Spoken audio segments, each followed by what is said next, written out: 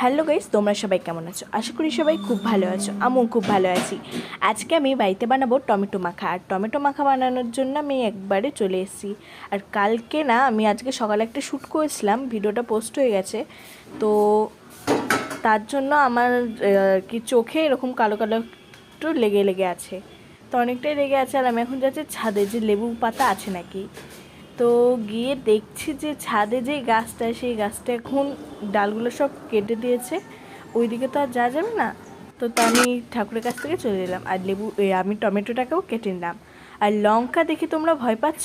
না না, আমি এখান থেকে দুটো দেবো। দেখতেই পাচ্ছ, যেহেতু আমি একা ভিডিও করি, তার জন্য খুব সাবধানে করতে হয়। আমি দিয়ে দিলাম টমেটোটা কেটে নিয়ে, লঙ্কা, লবণ দিয়ে দিয়েছি।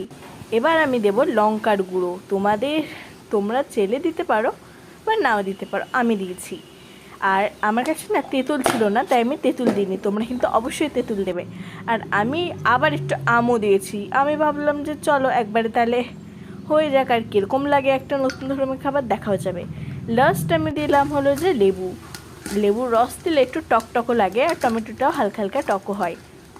তো ব্যাস, আমার কিন্তু মাখা একবারে কমপ্লিট। ভিডিওটা এডিট করার সময়ও আমার জিভ থেকে যেন জল পড়ছে। কি সুন্দর আমার রিয়াকশান দেখে বুঝতে পারছো, প্রচণ্ড প্রচণ্ড টক হয়েছিল, কিন্তু তাও টেস্ট লাগছিলো। Bye bye.